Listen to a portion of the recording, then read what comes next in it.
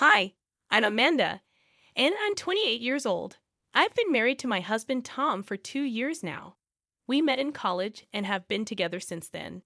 Tom works in a corporate job, while I decided not to go the traditional route and instead make money by investing in stocks and trading foreign currencies. Even though we're comfortable financially, my parents keep telling me to get a regular job.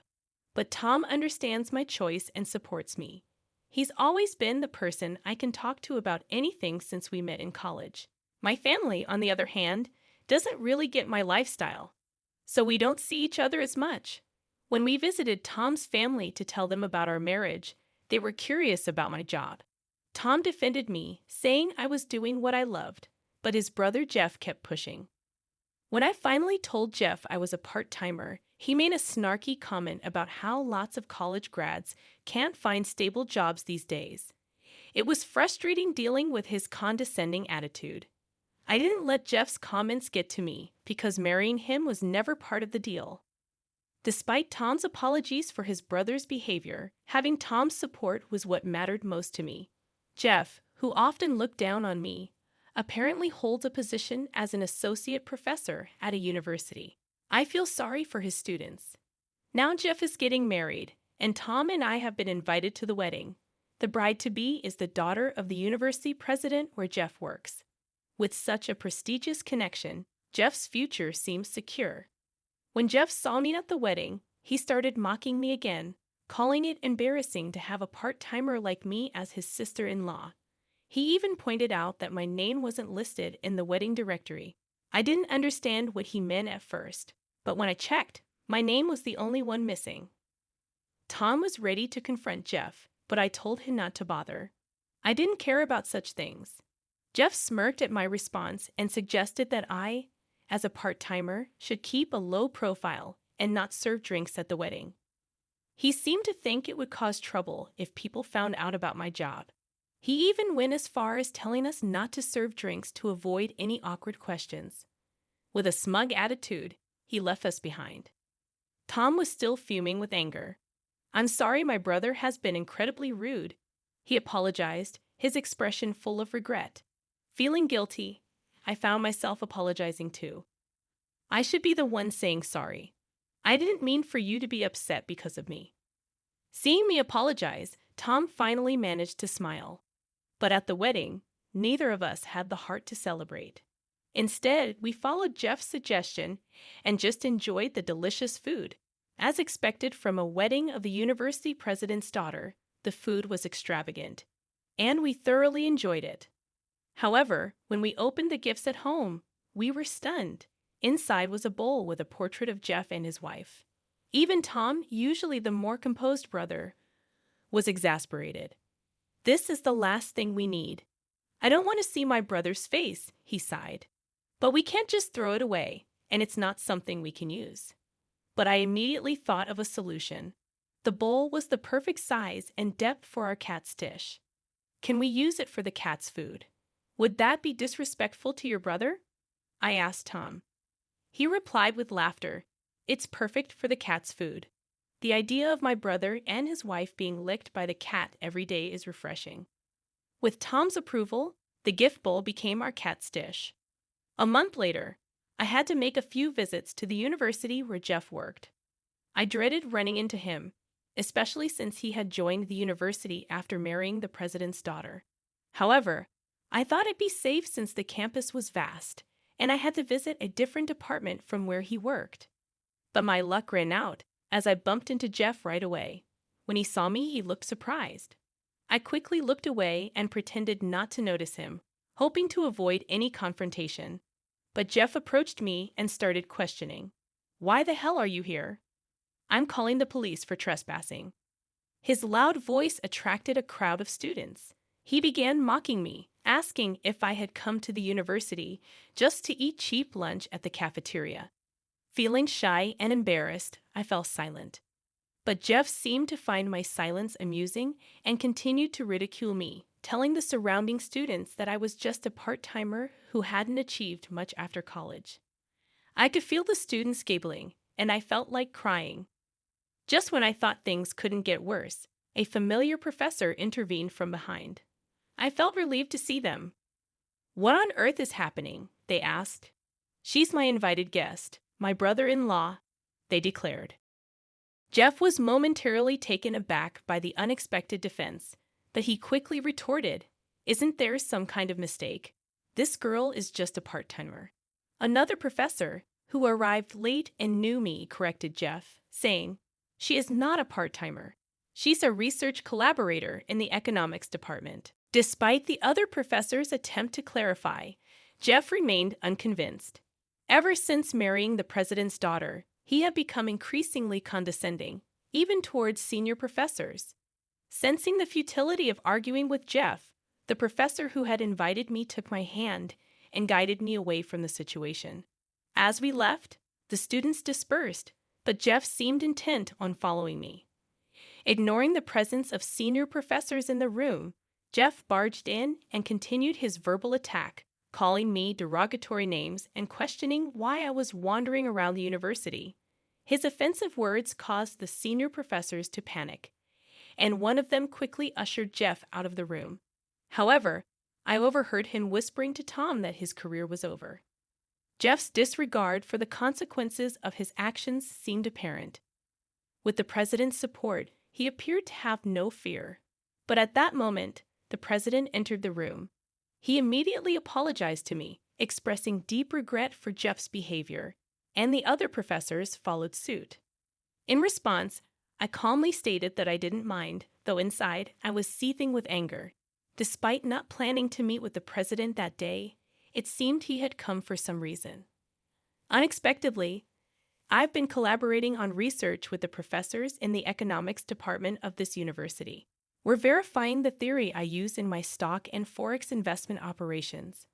Ever since my university days, I've been conducting financial transactions based on my unique theory. A professor I connected with on social media noticed my successful investment performance and began verifying it with me. As a result, I started being invited to the university as a research collaborator.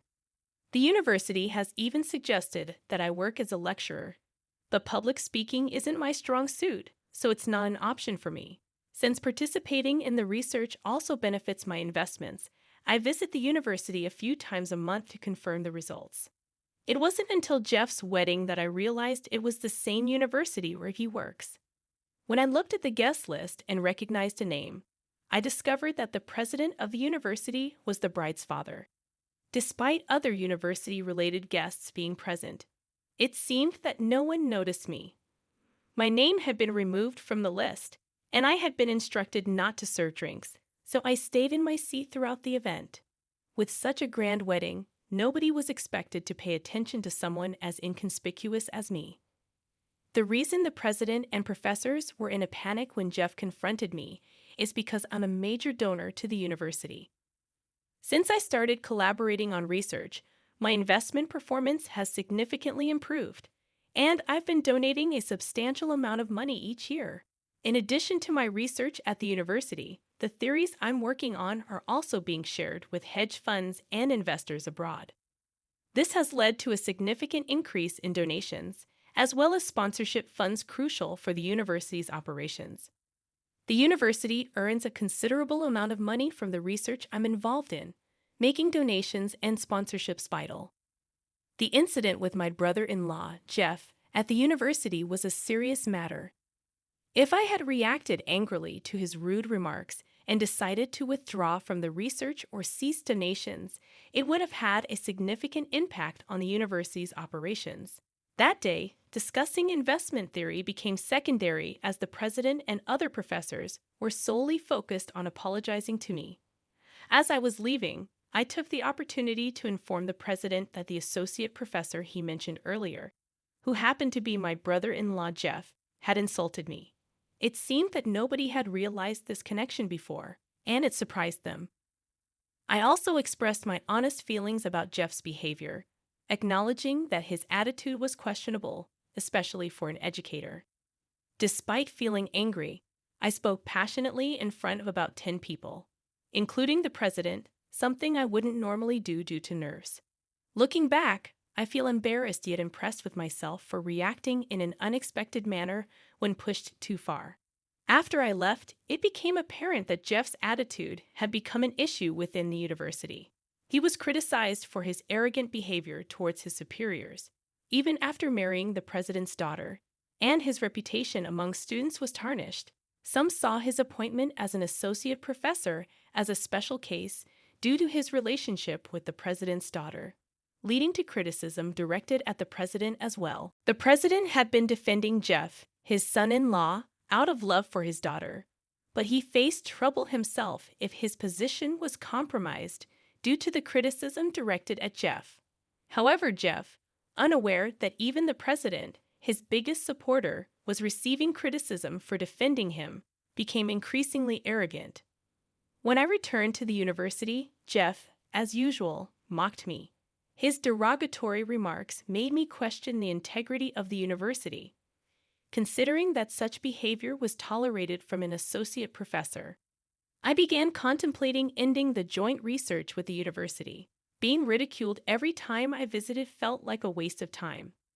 As Jeff continued his insults, seemingly oblivious to my absent-mindedness, the president intervened with a louder voice, reprimanding Jeff for his foolishness. Seeing Jeff, usually so overbearing, silenced by the president's words, I couldn't help but burst into laughter. Jeff's glare at me was short-lived as the president's stern command followed. After today, you're no longer part of this university. Pack up and leave immediately. Jeff appeared to struggle to grasp the gravity of the situation, his gaze fixed blankly on the president's face. Suddenly, his tone shifted to casual, addressing the president as father-in-law and expressing confusion about the sudden turn of events. In response, the president, his face flushed with anger, yelled once more, denying Jeff's right to call him father-in-law and demanding that Jeff divorce his daughter. The mention of divorce caught me off guard. Just then, a young woman and a man in a suit appeared before us. Recognizing the woman, I felt a sense of familiarity. As she spoke, Jeff's shock was evident. It became clear that the woman was Jeff's wife, but her presence at the university was a mystery. With a stern expression, Jeff's wife began to explain her suspicions and how a lawyer had obtained incriminating photos. The man accompanying her then showed Jeff the photos, revealing him arm in arm with another woman I didn't recognize. Jeff's surprise mirrored my own astonishment. Understanding why the president mentioned divorce, I felt it was inappropriate to discuss such matters in the middle of the university, especially in front of me. Despite this, Jeff's wife insisted on the divorce, accusing Jeff of using her and never truly loving her. The unfolding drama left my heart racing with anticipation. Seeing Jeff on the verge of tears brought me a sense of satisfaction, especially when his wife mentioned property division, prompting Jeff to beg for forgiveness, promising not to cheat again. Witnessing Jeff's panic was oddly enjoyable, and I even considered taking a picture to show my husband. Perhaps the president had called me to witness Jeff's suffering. Despite Jeff's pleas, his wife remained firm, stating she had already hired a lawyer. I hadn't anticipated things moving so swiftly. As I watched Jeff, bewildered and frustrated, he redirected his anger towards me, insulting me for being just a part-timer and telling me to leave. At this point, the president stepped in to defend me, highlighting my contributions as a skilled investor, my joint research with the economics department, and my generous donations to the university. Finally, Jeff seemed to absorb the president's words as he silently looked at me. Seizing the opportunity, I confronted Jeff, demanding an apology from him too. Reluctantly, Jeff apologized to me, perhaps under the pressure of the president's intervention. It seemed that the president had orchestrated the entire event to weaken Jeff, showing evidence of his affair, discussing my achievements to further diminish him, and ultimately compelling an apology. Thanks to the president's plan, I felt a sense of relief seeing Jeff apologize to me. As the lawyer explained the details of the property division, I said my farewells to Bob, ready to leave. He requested my continued support for the university, but I asked for a rain check. My trust in the university had waned due to Jeff, and I had personal matters to attend to. I promised to get back to him and left for the day. When I arrived home, I recounted the incident with Jeff to my husband, Tom. He was already aware of my dislike for Jeff, so hearing about his apology and despair brought genuine joy to Tom's face. However, he expressed frustration at not being able to witness Jeff's state firsthand and jokingly scolded me for not taking a picture. Amidst our laughter, I shared another piece of good news with Tom. I was pregnant. Tom's ecstatic reaction made it clear how much it meant to him. I had been feeling unwell lately and had suspected the reason on my way home from the university. The news filled our home with joy and anticipation for the future. I went to the doctor's office and learned about the pregnancy. Although I felt a bit guilty for Bob, who had gone to great lengths to make Jeff apologize, I decided to pause my cooperation with the university for now. Bob seemed disappointed, but he said he would wait until I finished raising the child. When I mentioned reconsidering later, Bob told me that Jeff, who had divorced officially, was now unemployed and struggling to find a new job. Jeff had been trying to get hired by other universities, but his reputation for arrogance was holding him back, and he wasn't receiving any offers. It seemed that Jeff's arrogance had backfired on him, leading to a bigger downfall than expected. Suddenly, I realized that the photos we had used as cat dishes had disappeared. Whether it was because they were cheap gifts or because of the divorce,